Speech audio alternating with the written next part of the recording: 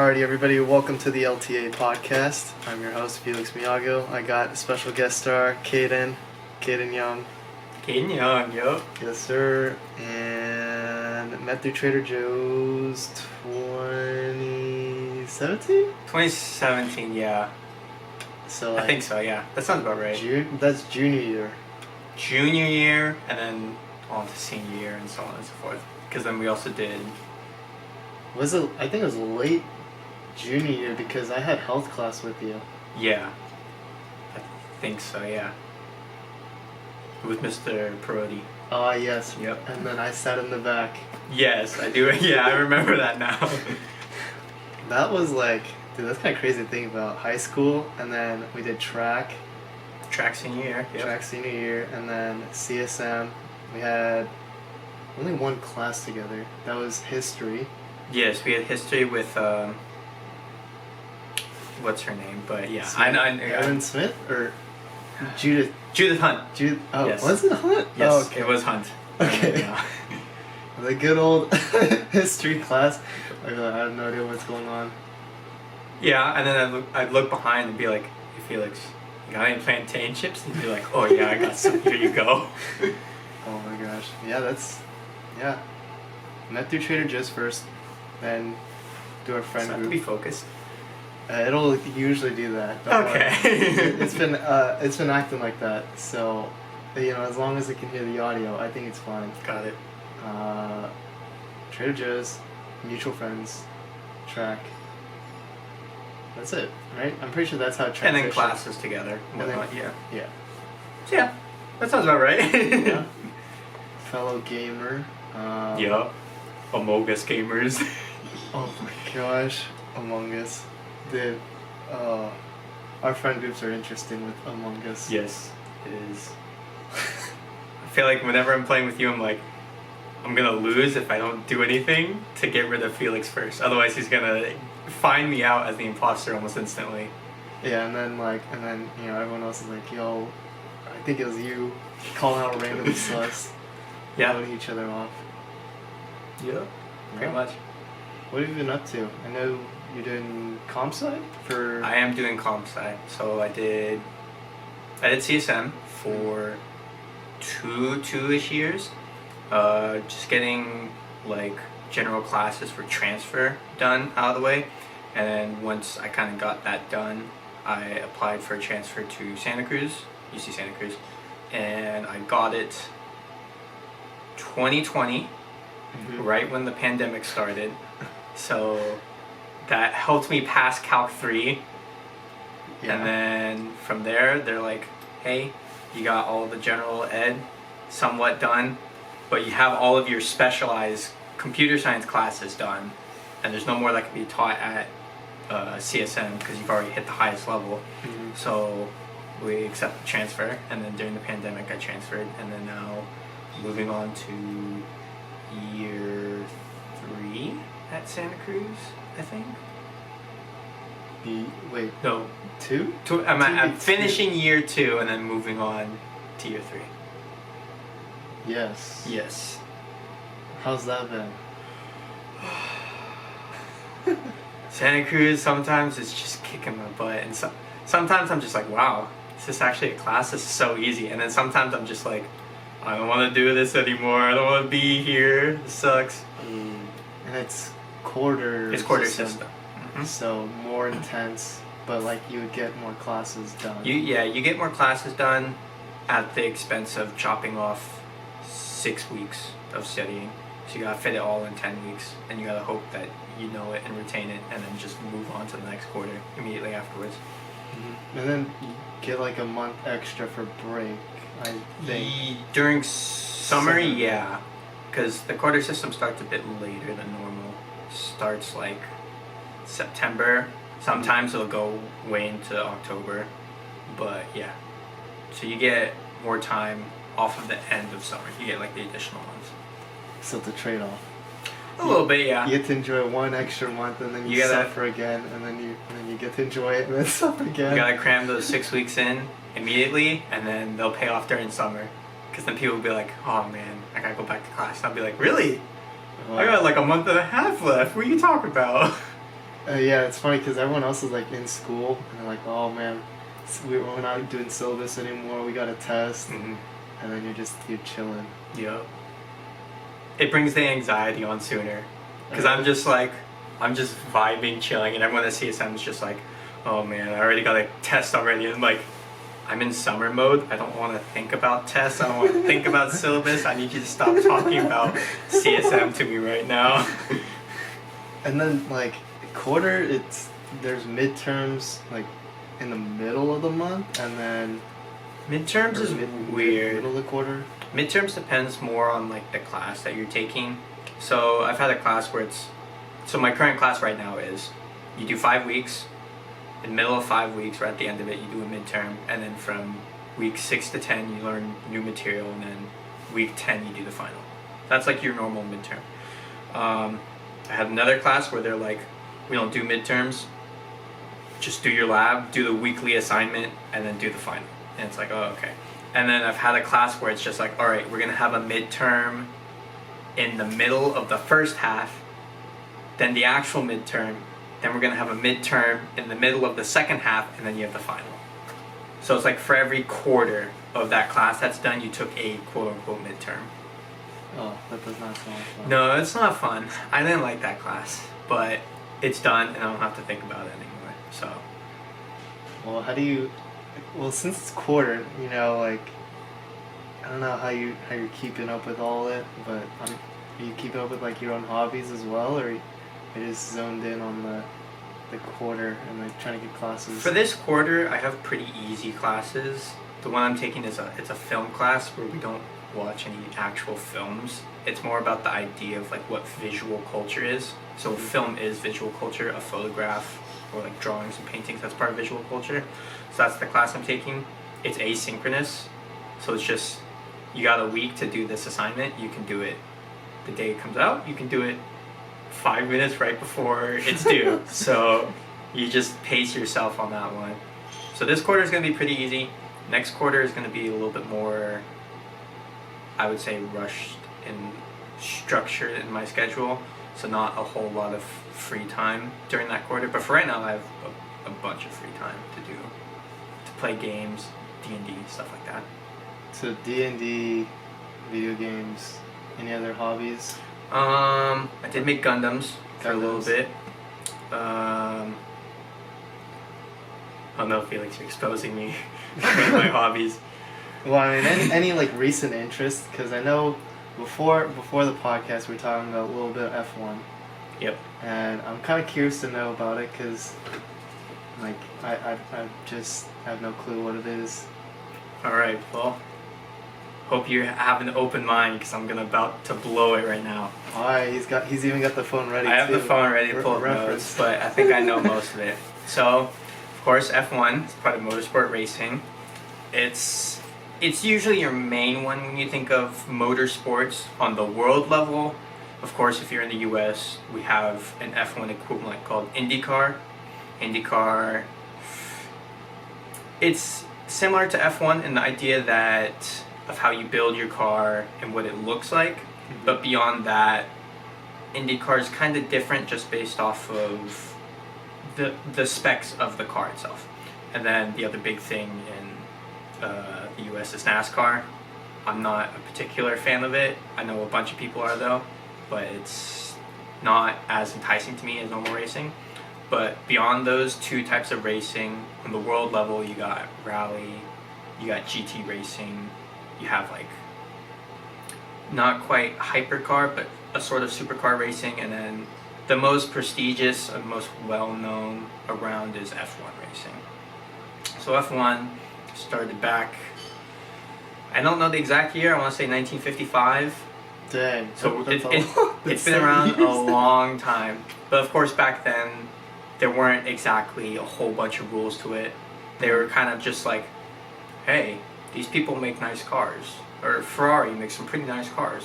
What if we just took their engine, tossed it in this little metal box, and we raced it around? Mm-hmm. And then a bunch of people kind of liked that idea, and they got together, and that's where F1 essentially came from. So F1 is maintained by the FIA, which is Fédération Internationale de Automobile. Really? So like a committee or like It an is. organization like. Yeah, it's a committee organization. They look over a lot of motorsport racing, so they don't just do F1. They watch the Le Mans race, which is a race in France, well known for being, it's a 24-hour race. So, you know, I don't know if you've seen the movie Ford versus Ferrari. No. That movie's based on the Le Mans race between the Ford company, Ford, built tough, versus their Ferrari, the old, like, ancient automobile wealth and power. They're very prestigious, what Ferrari is supposed to be. So they raced each other at Le Mans, and it was a race to see who could build the better car for the year 1967, 68, 69, and 70. So that it recaps the whole battle of that. But the Le Mans race is a famous 24-hour race that tests drivers and cars at the Le Mans track in France. But FIA also looks over rally racing, so taking cars off-road. I don't know if they cover trophy truck racing, which is another type of racing which is off-road, but FIA covers usually a lot of motorsport or some sort of like automobile type racing that happens in the world. Okay. NASCAR and IndyCar don't really fall under it just because they're mainly in US. NASCAR doesn't happen anywhere else. Neither does IndyCar, because the IndyCar equivalent is F1. So, there you go. Wait, so was F1 the first of its like the one that started like racing, or was it like NASCAR that then they got the idea to make their own like little racing structure? Like, I think there was like racing at the time when automobiles happened, but at that time there wasn't like a defined car, so to say. It was more like they just strapped an engine to a wagon, and these two guys had a race back in the 1800s about it. F1, I mean, since that happened, it was at that point where people are just like, oh hey, we can build these type of automobiles. So between that and like F1, probably like 70 years of actual car manufacturing and technology was developed until F1, I want to say, was the first like organized type racing that happened. Because NASCAR is like going to be a little bit later after F1. I want to say F1 is technically the first, but I'm not 100% sure. But that's when the FIA comes in. And then now that there is a committee for racing, that's when all these other different racing groups start to forming. Rally racing, like the WRC, which is World Rally Championship. NASCAR springs up, IndyCar springs up, trophy truck racing, all that whatnot. so we got a little bit about the history. So like, let's say someone's interested about like, you know, trying to get into F1, like go into racing. Mhm. What kind of car would they need, or like what specific like type should they be looking out for? So Or- someone's trying to get into F1. or just like they're interested, but like they want to like, you know, start getting into like racing to eventually lead up to it. It's like what kind of car are they looking for? Like the sports cars, like I don't know, like a Ferrari, a Mustang, or It's hard to answer your question because once you get into like the idea of F1 and knowing it, it's kind of already too late for you to get into F1. So, because I'll just bring up a few examples. All these current F1 drivers, let's say last world champion, Max Verstappen, he's 25 or 26. He got his F1 debut when he was 17. no. So, if you want to try and get into F1 as like an actual driver, all of these F1 racers started when they were 4, 5, 6 years old. They got into kart racing, and then they go to their local track, they race go-karts around, and then they win. They get noticed by a few people, because the issue with getting into F1 is you have to get into kart racing first, which is ages 4 to 7, so really young, and you need money, and you need a lot of money. So in order to get that money, you either have to be essentially born into it, or you gotta be noticed and picked up sponsor-wise in order to get into it. So you start out kart racing. Let's say someone notices you. They're like, "Hey, you seem pretty good. We'll sponsor you to go to these races and race under our name, or you wear our helmet that has our advertisement on it." Eventually, you do that enough, you work your way up into F4, which is the lowest level of Formula One in terms of like horsepower, engine-wise, and whatnot. But that's when you first get into a Formula car. The structure of it having the flat wing, 4 open wheels, and then a wing in the back, you in the center cockpit. From there, you just gotta, once again, get sponsored again, make sure you have money, get a team, and then from there you work your way up slowly from F4 into F3, from F3 into F2, F2 finally into F1, assuming there's a seat available for you in F1. But F1 is the final goal. Most people, I mean, by the time you're in F4, you're probably young teenage years. F3, you're still coming out of those teenage years. F2, you're probably starting to hit the later stages of teenage. And then if you're lucky, or if you're really skilled like Max Verstappen, you hit F1 at age 17. But most people that do are already like 18, 19, 20, 21, 22. That's when they get into F1. And then from there, depending on how well you are at racing, how skilled you are with that car, determines how long you're going to stay in F1 as well. So, to go back to your question, it's hard to just be like, yeah, I'm going to buy a car, get used to racing, and then get into F1. It's something that you can't necessarily do at this point. It's like, if I'm 18 and I'm like, I have money now, let me buy a Subaru BRZ, which is a nice Subaru, essentially. Sort of a sports car one. Max Verstappen started at 17. I'm already a year older than him at that point. Your parents have to essentially sign you up to get into F1. It's hard for you to make that decision unless you willingly did it at age 7 and you get into that older age bracket of getting in. But like for you and me, we can't get into F1 right now. Sorry. Dang it. Okay, so let's say it's too late, alright? So next option, where do they go to now? Can they still just buy a car and enter a race anywhere? Like they hold races? Not Formula One. Would you get into like drag racing or something then? Drag racing? Okay. Drag racing, yes. Because drag racing is very not strict on rules wise. Drag racing, because drag racing is not a team sport. Drag racing is just, I got a fast car, I'm going to show up at the track and I'm going to dust people. Yep. People with Tesla's Plaids have been doing that. Just because the Tesla Plaid has so many electronic motors in it, and the acceleration wise is instant, that's why it only has one gear, they're able to dust V6, V8, V10 engines, or Hemi engines at the track and whatnot. So someone brings in like a Dodge Hellcat, that's their fancy drag race car. Mm-hmm. And then someone brings in a Tesla Plaid. Tesla Plaid's going to win the quarter mile drag race just because it's able to get that instant torque, even though the Hellcat has hundreds of horsepower and whatnot. Drag racing, because drag racing is very easy, because you just show up. You just sign a waiver, be like, oh hey, if I crash my car, it's not on them. And they go, yeah, there you go, just sign this, and then you can race, we'll tell you when the race. And then that's it. Once you get into more complex type races, it's a little bit more difficult because the main thing is going to be money.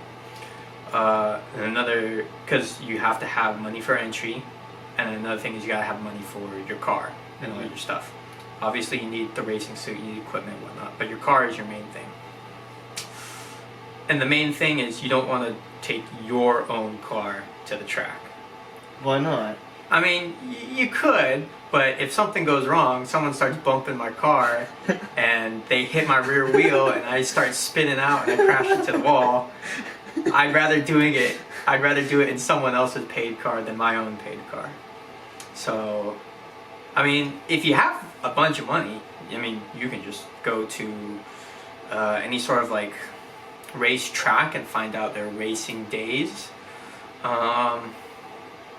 Laguna Seca down in LA-ish area. I don't know if it's in LA, just down there. Because you can autocross it. Autocross is just saying, I'm just gonna pay for this day to bring my car, and then I can just drive around. Not necessarily in racing, but just drive around the track. But on race days, they'll have like, hey, we have Class B type racing on this day, or hey, we're having Class A type racing, or we're gonna clear out the schedule because we're having a GT race here. But it also depends on the track in which you're going to. So if I go to Laguna, I can autocross there if I want to in like a Prius, if I bring it.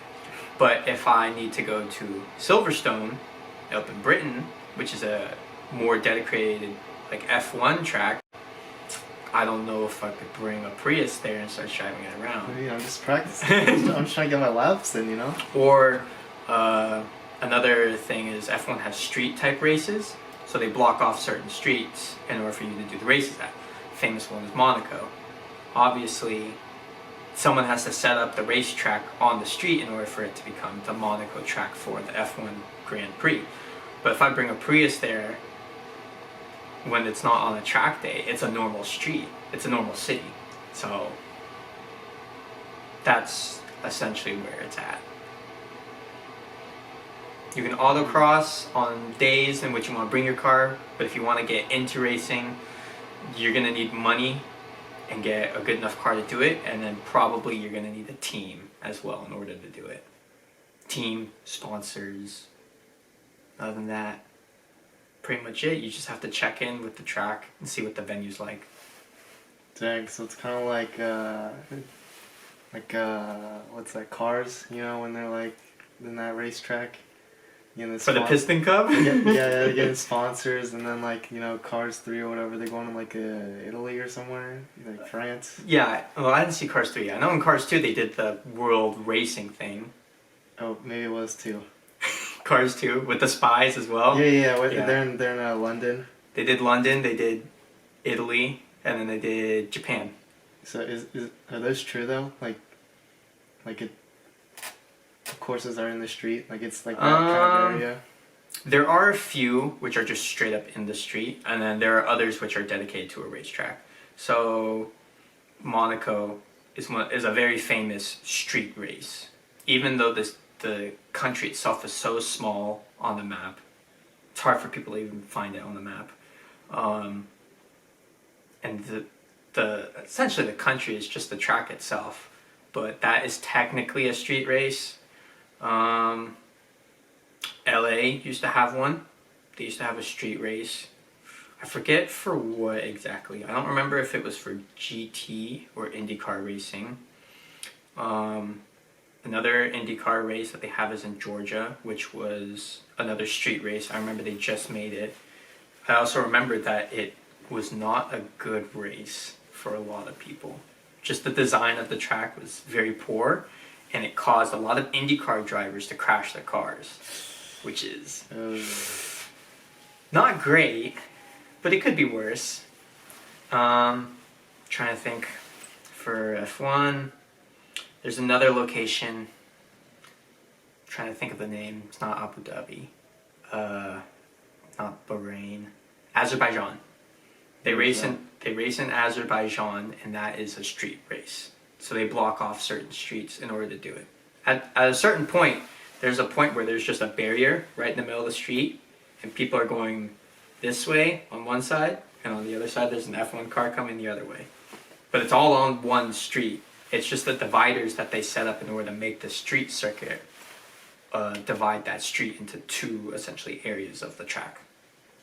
Like one for like civilians just driving through, or like no, more like different types of races going on. No, it's like it's a different part of the track. Like if you're coming in at this corner, you're gonna pass to this point. You're at 25% done with the lap, and then you do a loop all the way around. You do a couple courses, and you get back here. You're right on the other side of the barrier, but you're at 80% done with the track or the lap, and then you go through, and it's another loop.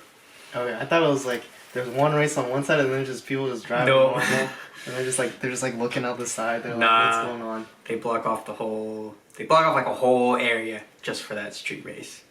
But those are the only two that I can think of which come to F1 racing. Street race wise, Monaco, Azerbaijan. I think there's one more. It's just not coming to my mind right now. But every other F1 race that they do is on a dedicated track that they do. So it's mainly venues more so than street races, because in like a schedule, F1 would have usually around 20-ish races, and then street race wise, there's only going to be 3, 4. Everything else is going to be at a venue itself. But if you're at street race and you're like, I'm just going to book this hotel room right here that just so happens to be above the track, and you wake up Sunday morning like, oh, what's that loud sound coming outside my room? There's going to be an F1 race going on right below you. So, and there's just people that just come visit, spectating, just... Yep. There's stands that people will visit, spectate. If you're famous, you may get to go down into the pits, so it's the pit stops, and you get to visit different teams. Or if you're lucky and it's on a street race, then you can just rent a hotel room for that weekend, and the hotel just happens to be right next to the racetrack. So you can just look down and see F1 cars zoom on by. So does do they get the government involved in all that to let people know, and like hotel owners, like this event's gonna happen? Yeah, because they have to talk with said country in order to do it. And then probably those hotel people are just like, hey, we're upping our rates for this weekend. There's gonna be a race right now. Just increase those people coming in today. Yeah, increase those rates, and then we'll watch the money roll on in and through. So kind of like the Olympics, like if a country is gonna sponsor it, then they let everyone else know what's going on. Yeah, pretty much. Okay. So, and they're each country has their own representative, or is it just out of the top 10? Are you talking team wise? Or just F1, competing, when they're in races? Is each one country, one driver? So or is it multiple? So in the aspect of the Olympics that happens, a country does not get to send in their own racer. It's more of teams do it, and mainly teams are divided up into rich people or actual car manufacturers. So if we list off the F1 teams at the moment, we got Mercedes, Alpine, Aston Martin, McLaren, Ferrari, teams like that. Those are manufacturers. So obviously Mercedes-Benz, Ferrari. But then you have, on the flip side, you got the rich people aspect. So not necessarily people, but also companies. So Haas is it's a U.S. Rich guy. I forget his first name, but his last name's Haas. He owns a Formula One team that has Nikita Mazepin and Mick Schumacher. Those are two F1 drivers. But Haas isn't a manufacturer. They don't make cars. It just so happens to be the guy named Haas that does it.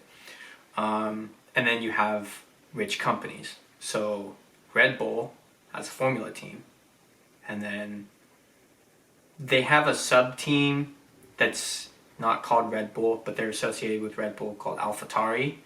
AlphaTauri is not a car manufacturer. AlphaTauri is not a rich person, but AlphaTauri is part of a company corporation, Red Bull, and they are into F1 racing. So those are the teams.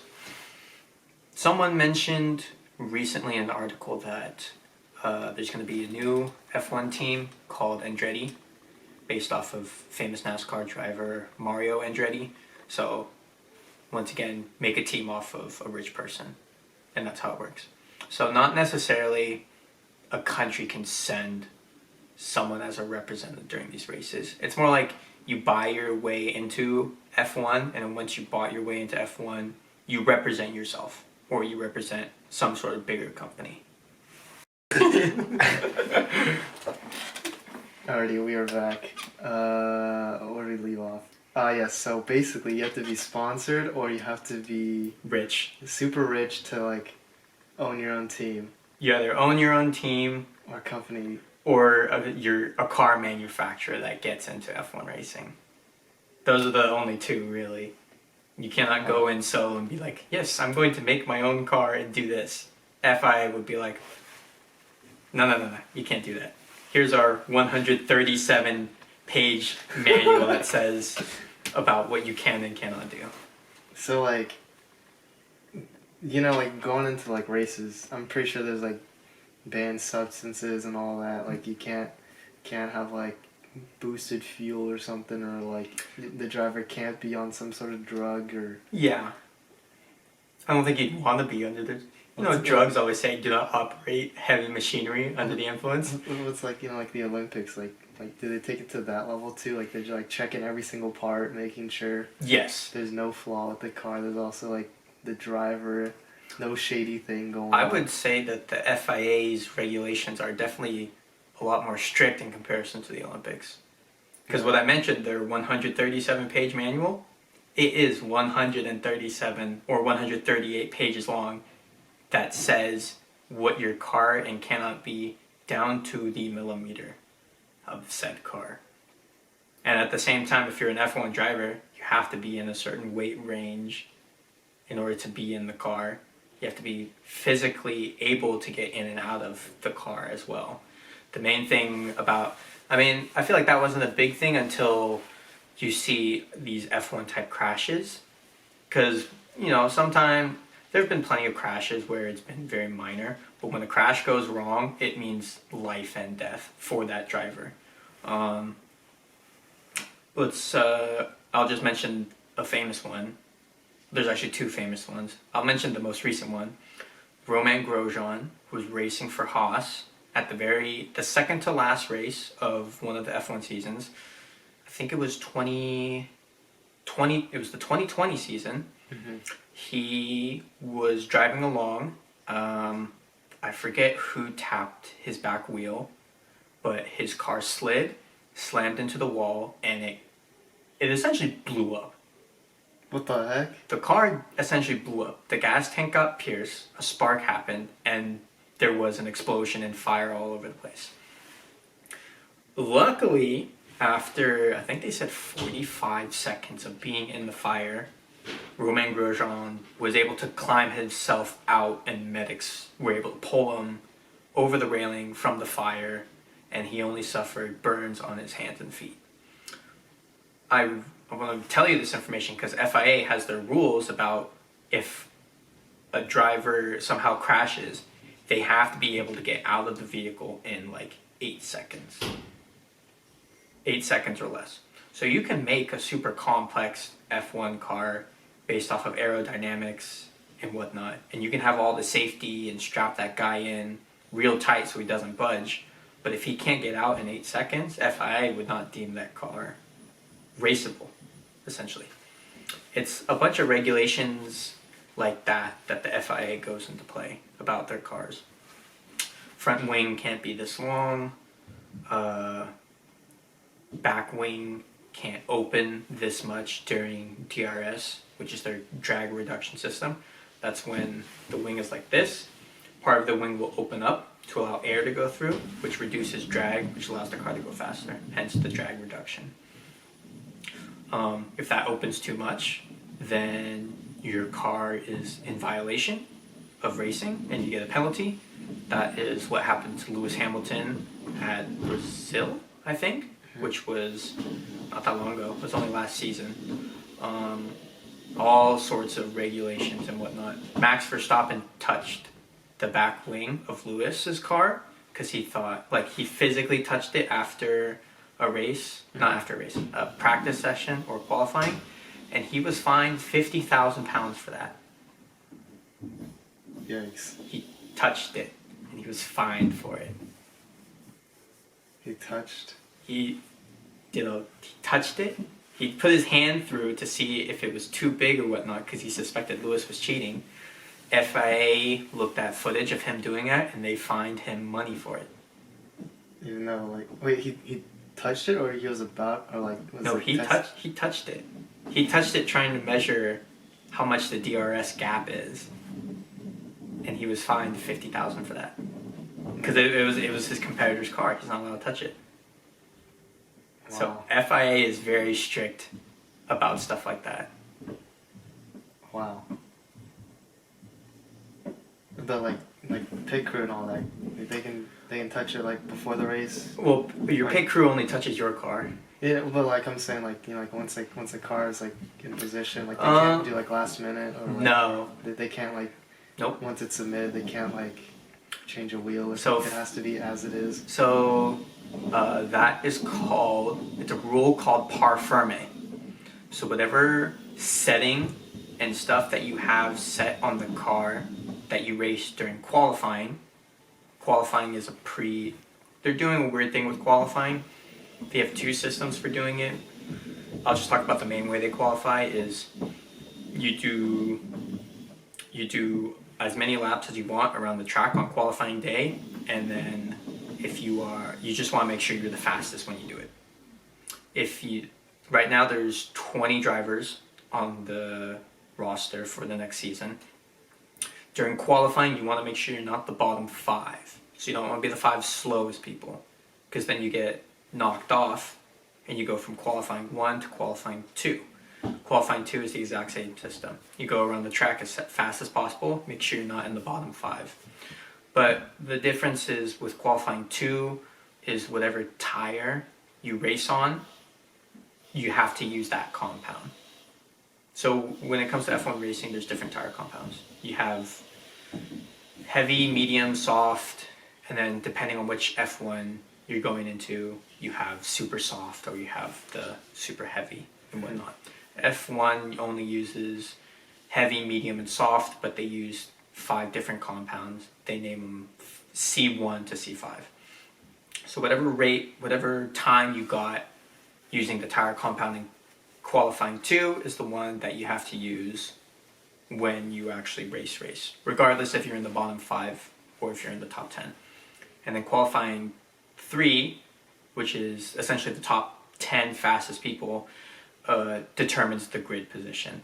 So obviously you want to be the fastest, and if you are the fastest, you get what's called pole position, which means you're at the very front, in front of everyone. And you want to get that because, of course, if you're in the front, you're most likely to win. So that is what happens. So let me go back to what par ferme is. Par ferme, which plays into the tire compound, also plays into all the little nitty bits on the car. So F1 car, it's somewhat customizable, but also it's not. Because then FIA comes in with their 138 Bible and says, hey, on page 68, it says you can't do this and you did this, so we can't allow it. But there are a few bits of customizations of like, I want a bit more downforce, or I want a bit less downforce. So they'll tweak very small things on the car. But once you finish qualifying, your pit crew is not allowed to tweak anything else on your car from that point to race day. So do they just like have the cars all lined up and then like cameras and like so they're what people they guarding with like guns? I don't exactly know how they do it. All I know is that they park the car in the garage, and they have to put a cover on it, and that cover goes on top of the car, and that cover is not to be removed until you go back to race day. So once qualifying's done, you can make changes, but you have to take penalties for it, and that is a whole another thing of F1 of what parts you want to switch out and take penalties for. Because say your turbo blows up, you gotta take it with you. You gotta fix it and whatnot. But you're only allowed a certain amount of turbos throughout the whole season. So say you just blew up your last one, and that was your 3rd turbo, so you have to move on to your 4th one. But FIA states that throughout the season you're only allowed 3. You can get a 4th turbo, but you have to take a penalty for it. Which would be what, you would lose more time? Or? You would lose grid positions. So, say I'm in the Red Bull car. I just did the fastest lap during qualifying, but also during the fastest lap, I blew up my turbo. So I need a new turbo.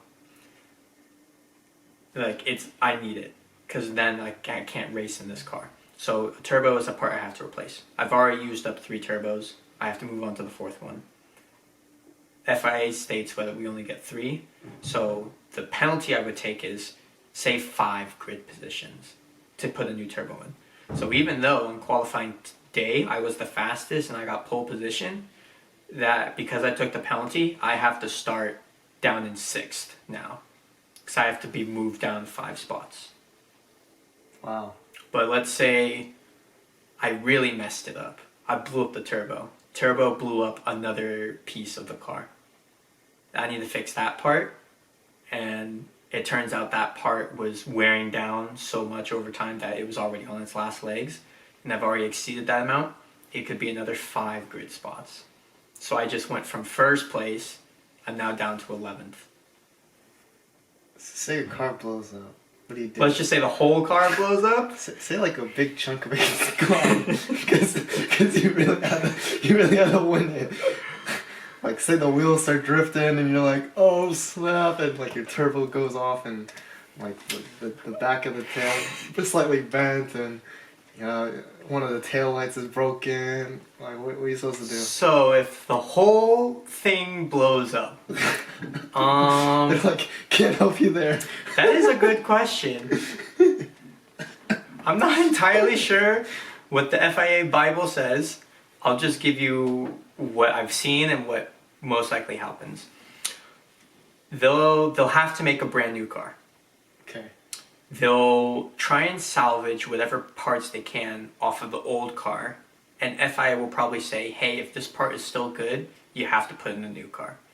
But say this part it's completely demolished, I don't know if you have to go into your reserves to pull out a new one. I want to say I think you do. I think so. So say your whole car gets demolished, just blows up spontaneously, and you're just sitting there in the middle of the track with your steering wheel in hand. Obviously, you got to pay millions in order to fix that car. I would also say you probably have to go into the FIA reserve pieces that you have, and you're going to have to use those. So you're just going to have to be down a little bit of cash, and you're also going to have to be down in parts. So you're in last place. So you're basically, you lost a lot of money. You probably won't be the fastest in the group, and you're probably in the last seating position. Well, you don't necessarily would be in the last. Because let's put it into perspective. We go back to 2021 season, Brazil race. Lewis Hamilton's car is penalized because the wing does not fit the regulation. He moves down, I forget how, I think he moves down all the way into last place. He moves into 20th. At that point, Mercedes is thinking, let's just replace a bunch of parts on the car and just stack these penalties all at once. Because if Lewis Hamilton gets pole position, regardless if he if he gets pole position or he gets 19th, the penalty on his wing is going to force him back into 20th. But if I start replacing all these parts on my car, the penalty is going to say you got to move a 5-place grid penalty down, a 10-place grid penalty down. But Lewis is already in last place. He can't go any further. So replacing all of these parts would put him at an advantage to other cars. Because that would mean Lewis Hamilton is racing in the Mercedes with a brand new turbo, a brand new power unit and whatnot, brand new transmission, brand new wing and everything. And his next person is Nikita Mazepin down in 19th. His turbo already has 3 race worth of wear and tear on it. His power unit already has 10 races worth of wear and tear on it. Granted, the Haas cars are fast already, but say Mazepin was in another Mercedes. which would never happen, but theoretically, let's just assume this happens, Hamilton would pass him right by up because Hamilton has completely fresh parts on his car. And Hamilton ended up winning that race, even though he started 20th. Huh. So that is a little bit of the Mercedes-Benz magic, but at the same time, that theory technically applies to any car. Even though you may end up starting last, if you got fresh parts on your car, that can make the difference of you getting a win or not. So that's a loophole, is what I'm hearing. You can be like, Yeah, it is a loophole that teams will abuse in order to make sure they get a win or whatnot. they implement a new rule: your car has to move farther apart from everyone else. So everyone's just like in the starting line, and that car's like all the way in the back. All right, Lewis, I know you've already replaced everything on your car. We need you to start in the middle of the track, about 2 miles down this way, and then you can start the race from there. We'll shoot a flare so you can't see the flag guy going. We'll down. radar you and go, oh, the race has started. You should go now. Okay, so I guess that's an interesting loophole or like strategy some teams. There's a lot of loopholes that have occurred in Formula, which is why the F1 Bible is 138 whatnot pages long. Well, a famous car that they did was they put, I forget who had the car. I want to say Williams, but I'm not entirely sure. They put a fan on the back of their car. A big old fan that spins and sucks air. They put that on the back of their car.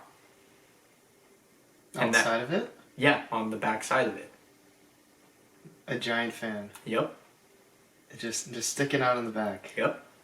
And they won that race with that car design.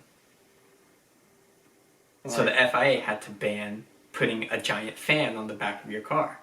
How does that work? Because it's blasting more air to push I don't you? know the full science of the fan on the back of the car. What I do know is that it plays a lot into your aerodynamics of the car. And if your aerodynamics are extremely good, that could win you the race. I don't know the full science that goes into it, but I remember they did that on a car. The car won that race, and FIA banned having a fan on the back of your car almost immediately after that race. Huh. So if you go through the FIA rulebook, there's going to be a bunch of things that they fix immediately after someone invented a genius system. Time to start experimenting. You know, start to put some wacky You parts. start in it. looking for other loopholes in the book and be like, yes, I can do this. Just a little like what's it in the action movies? The little oil slick machine. Like a James Bond mobile? Yeah, or like dropping like nails or something. Just Hey, flipping the switches. Aston Martin, they make James Bond's car. They could just put it on their F1 car, and that's how they won races. The car, like you flip a switch and it's just flashing lights behind them, Oh gosh. just blinding people. Now that's dangerous. You're asking people to crash. But I mean, there's a bunch of loopholes that people have used. One of the things is tires.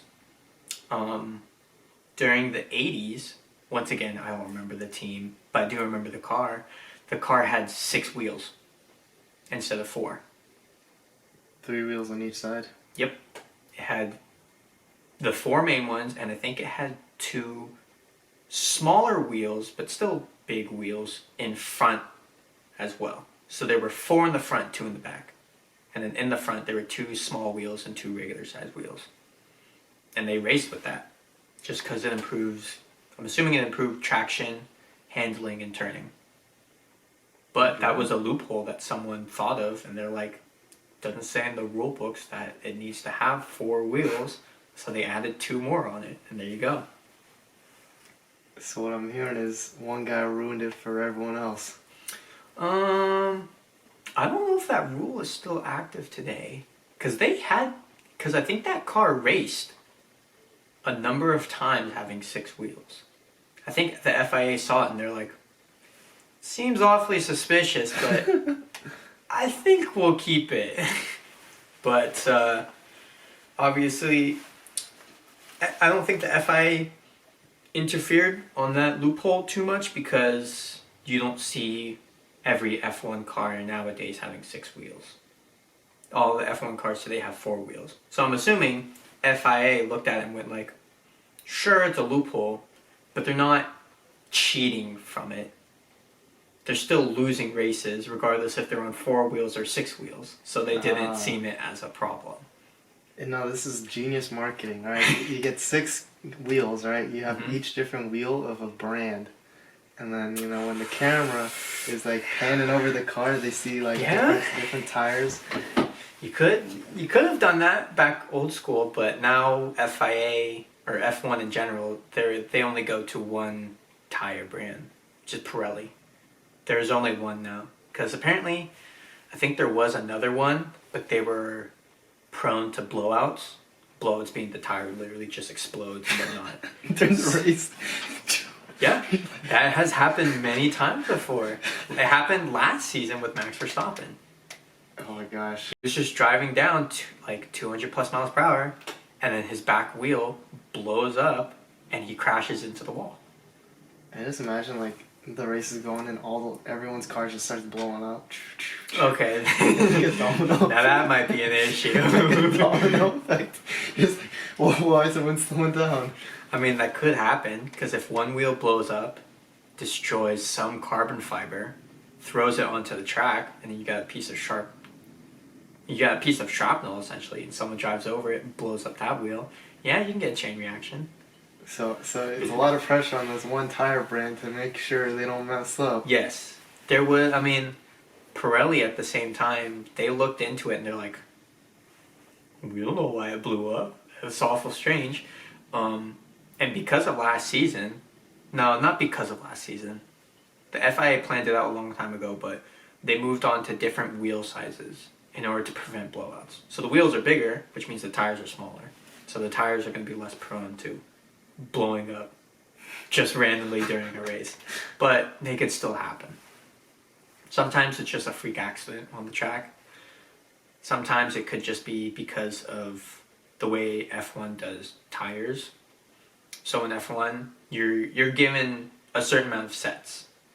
So in F1 they say, hey, we're giving you 8 sets of super hard, 8 sets of medium, 8 sets of soft, and then 4 sets of wet tires, and then 4 sets of intermediate wet tires.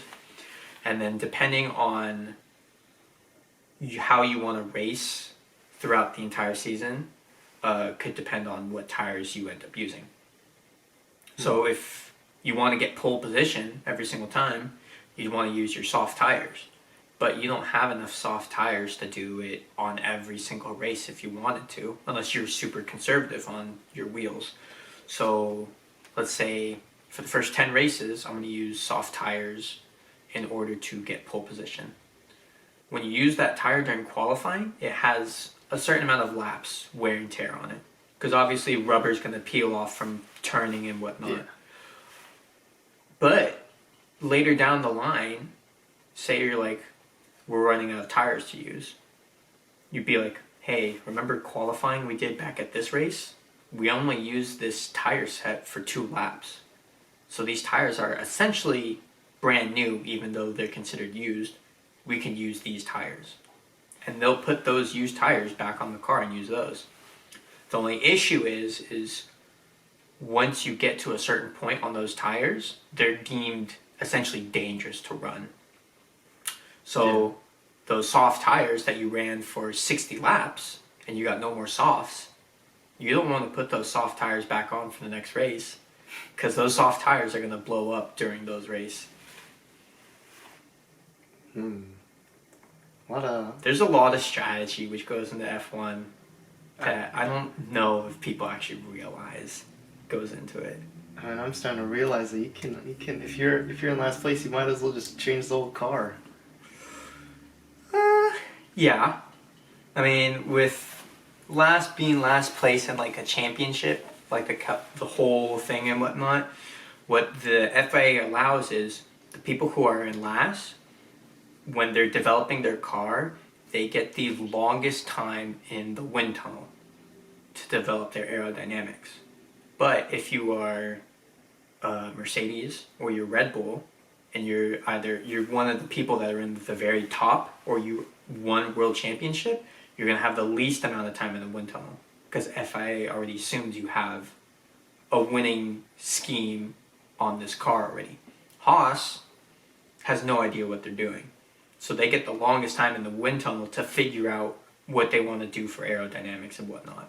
And then maybe Haas doesn't end up last this season, they end up in the midfield.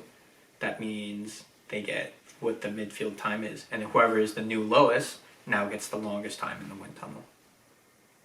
Oh, so they try to even it out. They try to even the field out a lot, yeah. I mean, with the new season coming up, everyone had to build a brand new car, which all look very similar in terms of aerodynamics. Because the FIA just says, hey, this is the format for the 2022 car. Every team must incorporate these designs on their new car. And once those designs are on, then you can modify anything else you want on it. Because the FIA they want money, and they want the viewership. Mm-hmm. So what their plan is their new FIA cars are supposed to allow for quote-unquote very close racing. So because they now are going to have very close racing, they're hoping more people are going to watch, which increases the viewership, which means FIA brings in more money. Ah, genius tactic. It's all about the money, Felix. I mean, it's a big sport. It's like football, you know? You gotta get as much viewers as you can. Yeah, it's a big sport. It's not up there with football. Football is... I don't think anything can take down football. American football. Maybe soccer at the World Cup, but I don't think anything can take down football in the U.S. Probably not. Yeah, probably not. NASCAR's big. No. Really? Not basketball. Like basketball's gotta be kind of close. Well, you gotta think about it. Basketball championship comes around. They have to play 7 games. Football comes around. We have a holiday called Super Bowl Sunday. You gotta think about that, Felix. There's a dedicated day for all Americans around the U.S. to watch football on this one big day, which determines the whole championship. Ah, so that's why Monday's no school. Wow. Genius, so that they can party and then, enjoy a little bit. I would not be surprised if a lot of people called out on the Monday after Super Bowl Sunday. I would not be surprised. Dang, well, we gotta make racing into a big holiday then. It's getting there. Well, the main thing which is making... Well, I'll just say, the main thing which brought me into F1 is the document series Drive to Survive on Netflix. It already had a few seasons, but the 3rd season, because pandemic happened, people are all at home watching Netflix, they found this, and Drive to Survive really increased the popularity of F1, I want to say, to the US. Because it rose a significant amount since Drive to Survive happened.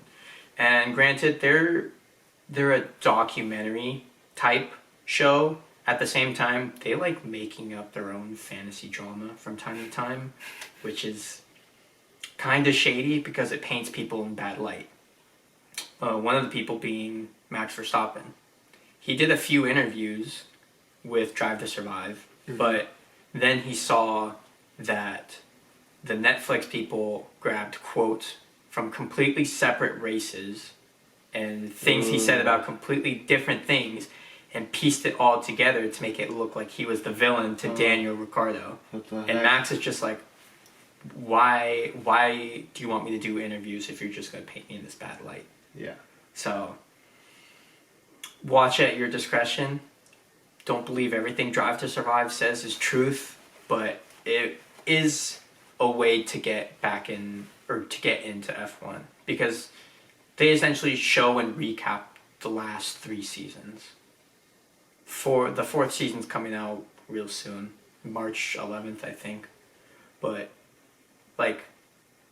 F1 races are long. They can go from 1 to 2 hours. And there have been 4 in terms of what Netflix has covered, there have been 4 years of racing, which is a lot.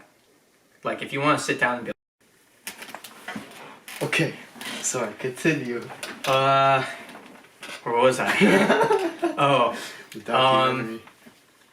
let's say a season's 20 races. Mm-hmm. You're compressing all that down into 8 episodes, which is definitely more watchable than watching 20 races.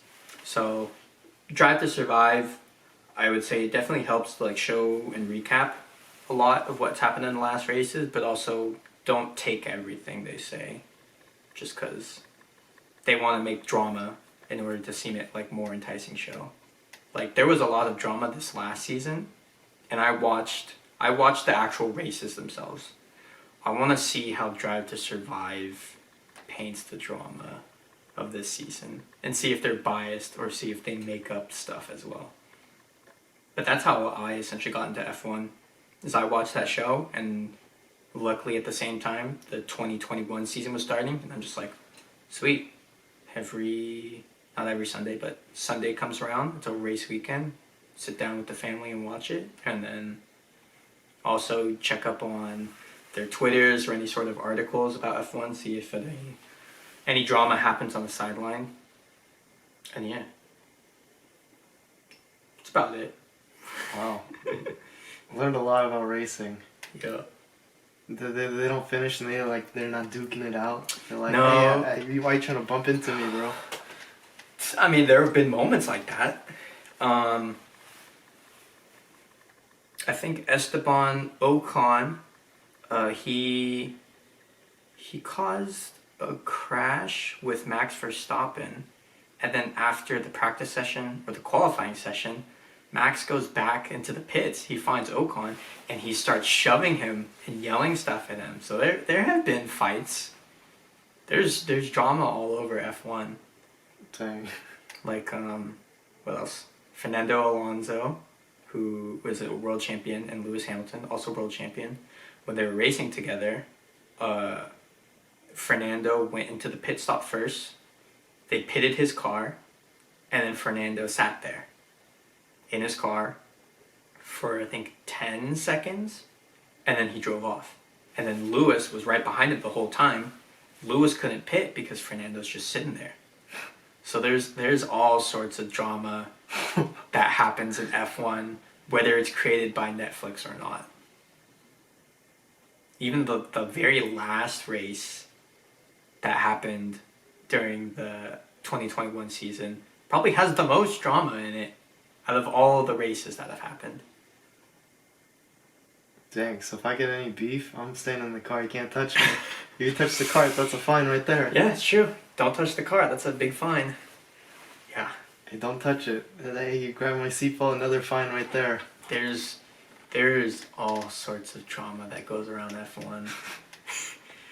Some of it's pretty funny. Some of it just it determines a whole season, because that's what happened last season.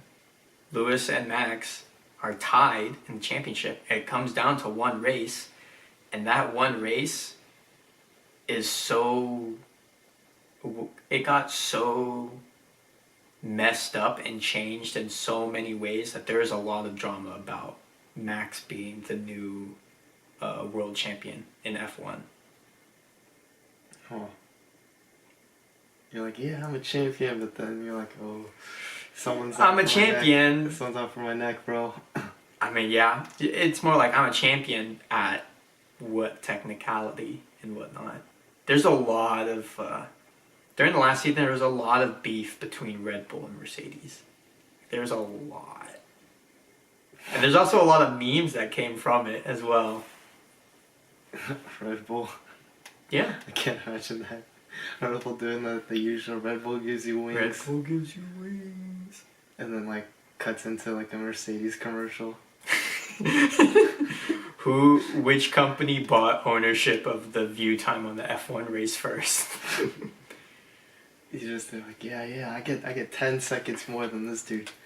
Mercedes just like, hey, I'll give you more money if you make our commercial 30 seconds. No, we'll combine Red Bull's commercial and we'll act like we just stopped them. Yeah. There's I don't know if I like there being a lot of drama in F1. It's just racing. You're trying to enjoy a race. Yeah, it's just A racing. good, clean race. That's all you want. That is true. A clean race is what you want. But the last season did not give us a lot of clean races, I will say. There was a lot of... I can't even think of a race where there wasn't some sort of big drama happening. Ooh. Which I guess is nice because we have a new world champion because of it. We got Max Verstappen, who's now it's his first time being world champion. Finally took down. Alright, if I say it like this, it's gonna sound like I'm biased, and that's because I am biased. It took down Lewis Hamilton, who had the championship title for 7 seasons.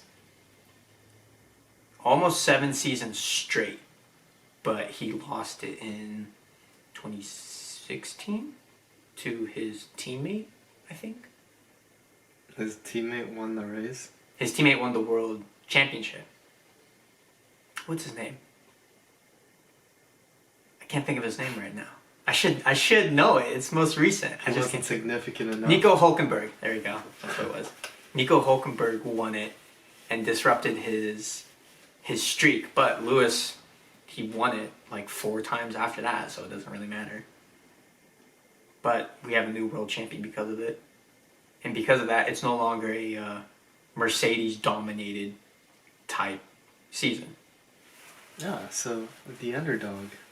Yeah, Red Bull was essentially the underdog, and they were able to clutch it at the very end, and that's how they won.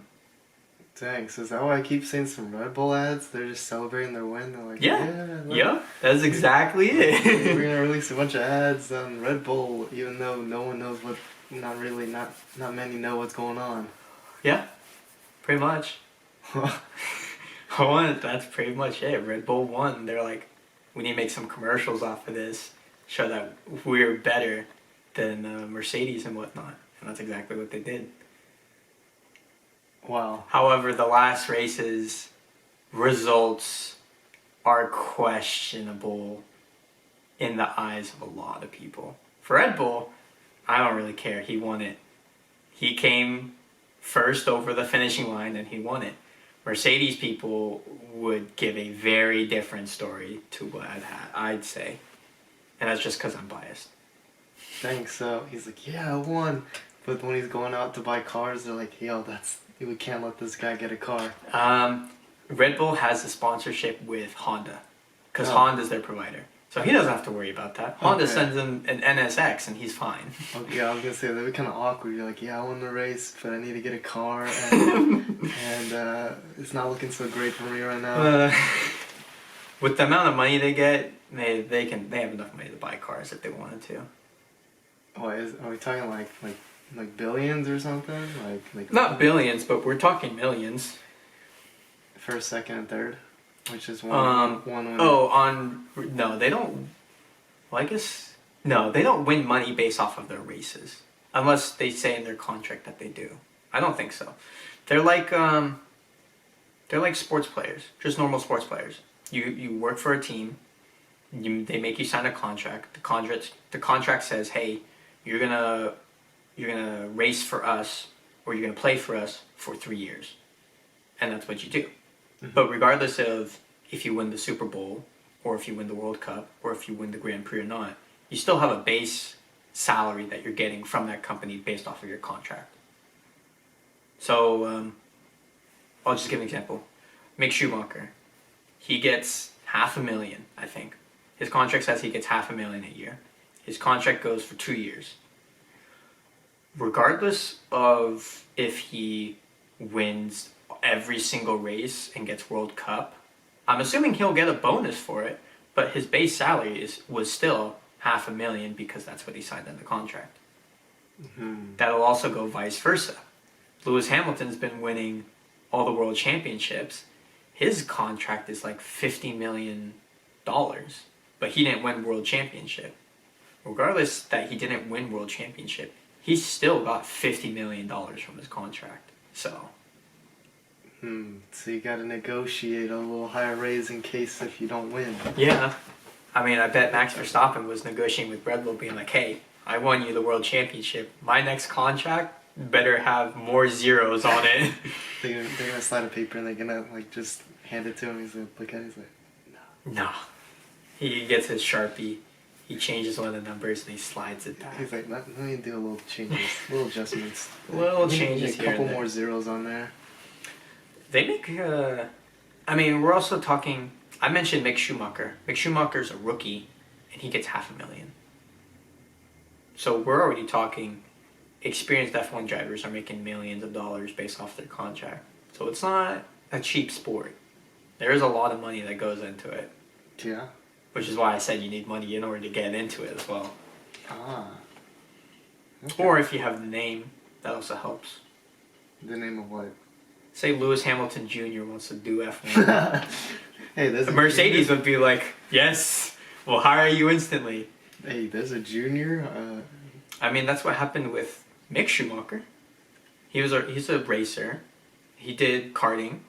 But, of course, you see the Schumacher name, which is famous to Michael Schumacher, who holds the most records in F1 for a bunch of stuff, I think. The main one I can think of, which comes to mind, is he has 8 world championship titles. Lewis only has 7, but Lewis broke Schumacher's record of wins and pole positions, I think. So Schumacher got 8 world championships with less races, with less race wins, in comparison to Lewis, who only has 7 with more race wins. But Lewis is still racing, so of course he's going to continue to increase his record if he can. But if you saw Michael Schumacher's son wants to race in F1, Mick Schumacher is holding the famous name Schumacher into F1, so of course that is going to help you in getting hired. I got a brilliant plan, alright? So, Okay. I know the very first question was like, how can I get into F1, alright? So, yeah, you had to break the news to me, but then I got another idea, right? Okay. It sparked an idea. If I have a kid one day, Yeah? I'm gonna change his last name, into the famous F1 driver, and then Okay. and then I'll have him like drive a little bit, and try and get some recognition out there, and then the companies be like, I recognize that last name there. Like, how'd that happen? And then, we get a sponsorship right there, and then, F1 driver right there. A very long-term plan. That is a plan. I cannot guarantee it would work, but I cannot guarantee that it would not work. You never know until you try, man. You know what, Felix? You're right. I won't know until you try it and we find out if they get into F1 or not. You're like, Kaeden, oh my gosh, it worked. You're just living the glory through your child. I was like, they're like, why'd you name me this? What gave you the inspiration? A great question. You ever see those memes where it's like, Dad, why is my sister's name Rose? And it's like, oh, because your mom chose your name. You go, oh, okay. Is that why you chose my name? And I went, yes, that is why I chose your name. Cam White Thunder 26. You pat your child on the head. That's exactly what it is. That's exactly what your plan is. Just with a lot more money and less memeable. Or more memeable, actually. That's a huge meme right there. It spirals into the, I put in the meme, and then it goes into social media, it gets recognition, even if it doesn't go out well. And then... Someone would be like, yo, this guy attempted it. This guy... Yeah, my child is now a meme star. So if they're not an F1 driver, they'll be a meme star or something. Or you just name your child after that, and you'd be like, oh yeah, my dad's blah blah blah. And they're like, oh yeah, right this way. Be like, oh, it's a little expensive steak. Did you know my dad is Lewis Hamilton? Be like, oh really? Don't worry, it's on the house goods, sir. You're like, thanks. Oh yeah, that's another idea. This just keeps spiraling into better ideas, and then you go on to you're like, hey, can I get into this party? Or like you're like trying to get celebrities to friend you. There you go. You're like, oh yeah, my dad's blah blah. I know blah. this They're person. like, oh, this guy's got money to throw around. This guy's famous. Hey, that's free networking right there. And then you're like, oh yes, come back to my 1-bedroom apartment. And they're like, huh? Wait a minute. I wasn't sponsored. I wasn't sponsored this season. I had to make budget cuts. Now then you blackmail the company, like they didn't help me out, and then the company has to address it. This is a very long plan of fraud, Felix, it's a very or long, identity theft. it's a very dangerous game. And then it'll be a whole documentary, whole movie about it. And it'll say like based on a true story. Based on a true story of Felix Miago, the man who attempted to steal 30 identities of F1 drivers. Attempted to get into F1. The long way around. The unconventional way into F1 by Yeah, Felix I don't Miago. see it on the rule book, man. I was looking at the 130 pages, man. It don't say that. It does not say that I cannot change my name to another famous driver. FIA goes, I guess you're right, it does not say that. And then they incorporate it in the next season. Next season cannot name people Felix Miago. They're like, damn, unlucky. Yeah. Alright, let's choose another name on the list. Well, it only says one person's name, and then there's just gonna be a list of names, just examples. Yo. Can't do this, can't do that, can't do this. And then, yes, I'll go to Tesla. All right, Tesla. Okay. They're famous cars. They're known for their speed. All right. Okay. Now I know it's electric, but maybe there's a loophole to make it seem like it runs on turbos or something or gas. I don't know where I'm going off that, but Felix he is poking holes in FIA's rulebook whenever he can find it. I'm kind of curious though. 130, because like you said with the fan, then that just means there's a random rule. Then that just means someone attempted it. Yeah, there's a bunch of random rules like that. I'm assuming the majority of the book states rules based off of racing. That's probably going to be a good chunk of it's going to be par ferme rules. Mm-hmm. Qualifying 2 says you can only do it on these tires. There's probably, I bet it makes up a big chunk, but it doesn't make up the whole book about the specifications of your car. Because obviously, every single car says, hey, you have to have 18-inch wheels. That's just a standalone. You cannot change that whatsoever. And another thing says, your wing cannot open past 55 centimeters. You can make it open to 54. You make it open to 53, 52. But you can't make it go past 55. Mm-hmm. It's a bunch of rules like that which people find loopholes in and try to manipulate. Because if you look at the newest cars for the next season, there are some which have zero change whatsoever. The new Red Bull car looks exactly the same like the old Red Bull car, just with the little changes. But if you look at the new Ferrari car, the new Ferrari car looks extremely different in comparison to the old Ferrari car. It's just where manufacturers think they can customize their car in the gray gaps that the FIA doesn't cover in order for them to come out with the better car on top. That's essentially what I think is with the rule book being at 130 plus pages long. Wow. I just learned so much about F1 driving. The big old F1 Bible will tell you everything about it. And who needs crash course? I just got a free lesson. Yeah, very much. From a very credible and enthusiast F1 fan. Yup. Yes, sir. Yes, sir. I'll give it my thumb of approval. In less than 2 hours? Record. Was it really that long? Yeah. Oh my. Well, you want to do any final closings as the guest? Any shout outs? Any plugs? Shout out to Max Verstappen for winning it from Lewis. Good job, man. I'll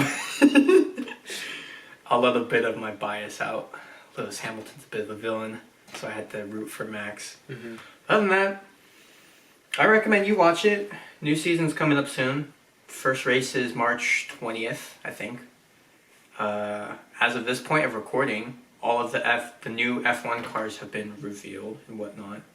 So races is racing is about to come back soon. So March 20th is when they race at, what's it called? Not Abu Dhabi. Azerbaijan. It'll come to me. Bahrain, I don't remember. But March 20th is when it's coming back. So Stay tuned. just we'll have a watch party along with it. I'll invite you over and we can watch. Okay. I'll be like, wow. This Wow. Like, They're doing something. oh, wheels did a blowout, man. What is this? Felix watches the first race and no one's car explodes into a wall. And Felix goes, "Man, this racing sucks. No one died. No one blew up. There's no crashes. I don't see no fights going on." That's about it. That's about all the shoutouts and plugs I can think of. You sure? What, you want me to plug my stuff? I'm not, like, I thought you were gonna do it, but like... I have an Instagram at... What is my Instagram at? CamWyThunder26. I also have a YouTube channel. That's also CamWyThunder26 that has not been touched for a couple of years, but it still has videos on it if you want to watch. That's about it. That's all my handles. Yeah. Other than that, thank you for having me on. It's always a pleasure to have a new guest. My first time here, yeah. Yeah, my setup. New setup and everything. I'm like, oh man. They can't see it. There's one light here, one light there. There's one down there. And there's one on the ceiling as well, so... This is actually the first setup I'm trying out. Nice. Since he said we're doing it at my house, so I was like, I need to figure out a setup. Yeah, it's too cold to do it outside, and my house is a bit of a mess, so... Thank you for hosting as well. Yes, and then we'll do a D&D session, or video, or podcast in the next one. Mm-hmm. Yeah, thanks for watching, everybody. All right. Have a great rest of your day. Yeah.